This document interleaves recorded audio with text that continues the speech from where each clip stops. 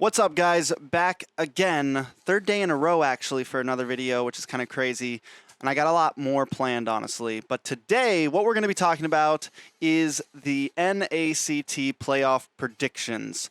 Now, I almost actually dropped this video the other day, but I had to re-record it because we got final rosters in, and that kind of gives me a bit more to talk about, when we talk about all of these predictions. Overall, I think it's going to be a great event. I think we're going to have a lot of fun, and whoever wins will be crowned the best in NA. Not only that, they will have the opportunity to go to MPLI, and they will be moving on to M5 World Championships. Only a few months away until that, and that's just insane. This year has flown by. It's honestly crazy. We had MSC, we had ISF, now we got MPLI, then we got M5. We've had two NACTs, NA on the rise, baby. But that's not what we're here to talk about today. We're here to talk about, NACT playoff predictions. All right, we're not going to waste too much time. I don't want this video to be too long. I just want to be able to drop this, talk about it, and yeah. So if you don't know, if for some reason you haven't gotten any earlier content, the final four teams that made it to the playoffs is the Ohio Brothers, Area 77, Avalon, and Bloodthirsty Kings. The Ohio Brothers had the #1 slot.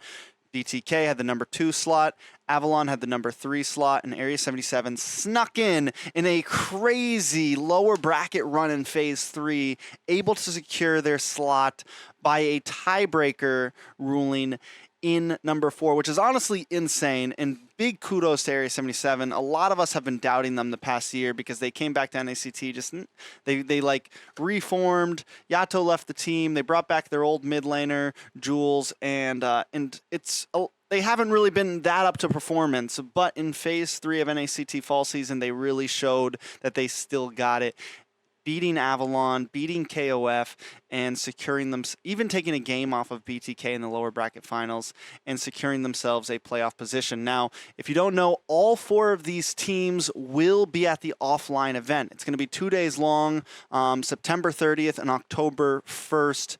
It's going to definitely be hype. We're going to see all of these games, this whole bracket right here, we're going to see it all live.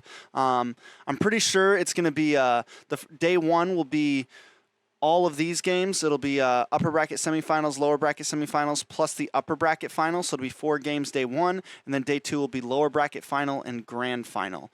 From what I know, I'm pretty sure we just got done with a call, and I'm pretty sure everything is going to be best of 3s, which is kind of sad, but I think it has to do with time delays, and California has certain rules on like workmen's, and if the event goes over a certain time, they have to spend a lot. They have to pay all their employees like a ton more money. Something along those lines. I don't know, but either way, we are in constraints. I mean, just think about it. Like the best of 7 that day was literally all day. So they do have to be careful about that. If everything was best of 5 and all games went the full 5, it would be insane. The only way to get around that would be having it be like a 3 or 4 day event. So I guess everything's going to be best of 3s. Grand finals will be best of 7. That is the official call so far. Which, okay, kind of sad, but whatever. It's cool. Let's jump into predictions, though. So the Ohio Brothers up against Area 77, match 1. I think this definitely goes to the Ohio Brothers. If we're lucky, Area 77 takes a game, but with Shark on the roster and everything, full 5, feeling comfortable, I think the Ohio Brothers are going to be in full groove. I don't think Area 77 really has what it takes to take them on.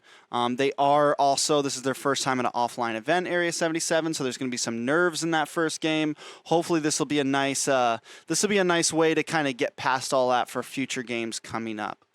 So Area 77 will take the loss. I'm not going to make any exact calls on what I think scores are going to be, but yeah. After that, Avalon versus BTK. Honestly, I was a little worried when Baj left as Roam, but if Shark is going to end up being Roam, I think that BTK looks good. They look great. And Avalon with more roster adjustments has me a little bit worried, honestly. They essentially look like Team Simpsons at this point. I don't know. We have Promise. We have Cole World as Roam. Supposedly they have been practicing. They all played. Cole World was playing Roam in the 9 Thieves tournament. It's like a DC tier tournament, a lower tier tournament in NA. But yeah, so we'll see. I still don't think they're going to have what it takes to take BTK on. I think BTK moves on. Avalon goes down to lower bracket. Now, this game will be interesting. I think this is a game that could definitely go all three, maybe be dragged out. I hope this game is hype. I hope this is like 3 25-minute games just going at it, because this is going to happen on day one, and on day one, we'll already have a team leaving the playoffs. A team will essentially, be done. We'll have whoever gets fourth place will be realized. Now, it's kind of tough to call. I think if you go by stats, if you go by numbers, you could say Avalon has the better stats. But Area 77 did beat them in playoffs. Did beat them in Phase 3 to secure this playoff position. Area 77 only has a small roster adjustment, which is Zero is going to be coming in mid and Jules will be roam. Again, positions, I want to take them with a grain of salt, because the reality is positions could swap around. But Zero's joining the team for playoffs. Gals will also maybe be there. I don't know.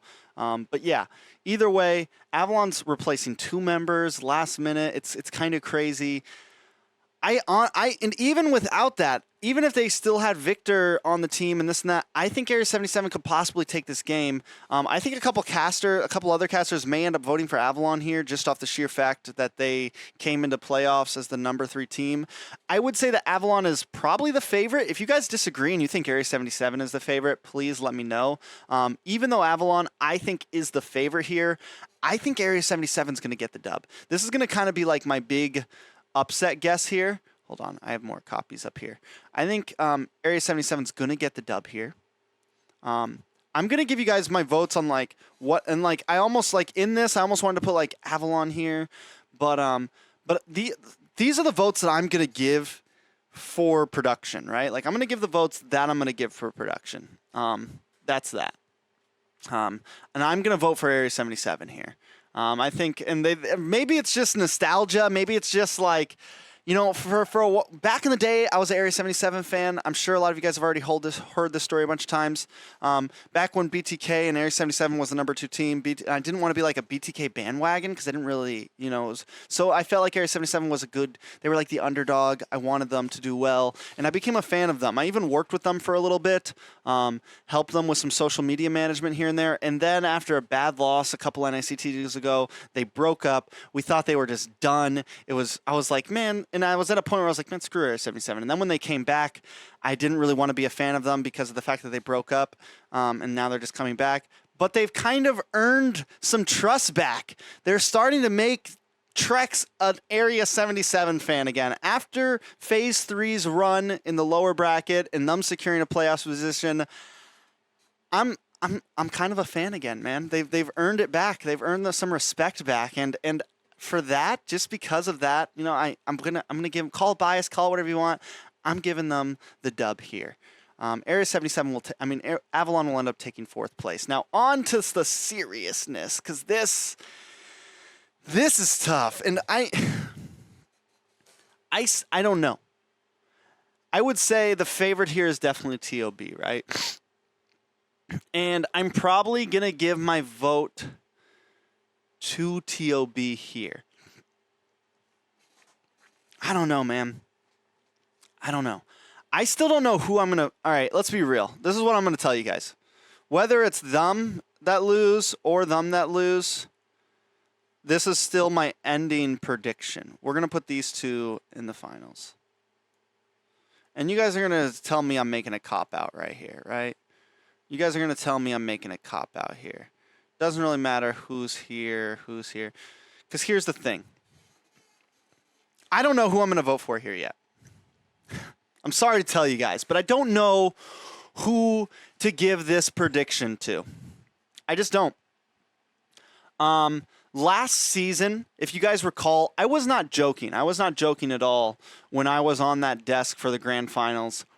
And when they showed our predictions, I said the words that, TOB's the favorite, but something in my gut has been telling me for the past few days, BTK. And I ended up voting for BTK. And they got it right. And right now, I don't have anything in my gut telling me who's going to win this. So I don't know if I'm going to... And last time, just to prove that, if you go back to my prediction video, my prediction last season was that TOB was going to win, but I changed my prediction in the finals because I just had this gut feeling that BTK had it because they just got that dog in them, right? This time it's tough, man. It's much tougher. If Chicken is Rome, I think they honestly I almost feel like they're better with Chicken Rome. They look really good with Chicken Rome, man. And if Chicken is still practicing Rome up until this event, they get another week, they get another 10 days, 9 days, whatever. It's gonna be tough, man. I think it's gonna be a great series. And I can't call my prediction yet.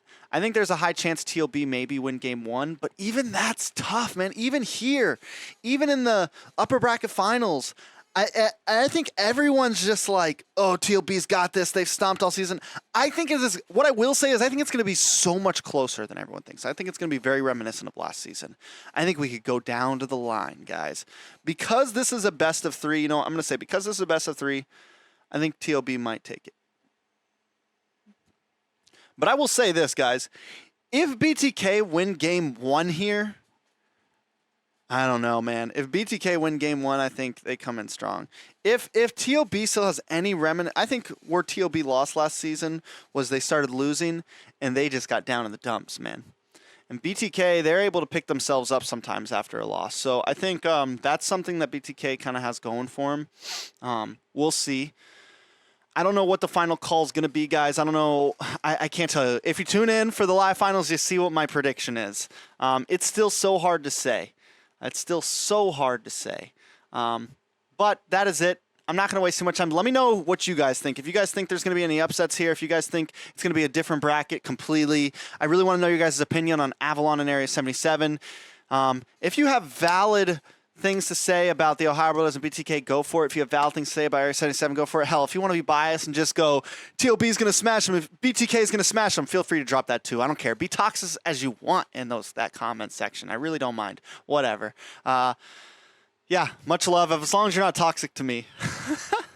Even then, it is what it is. Love you guys so much. I'll see you guys in LA. If you guys got any content, anything you want me to do there, let me know in the comment section down below too. Much love, Trek. See you guys there.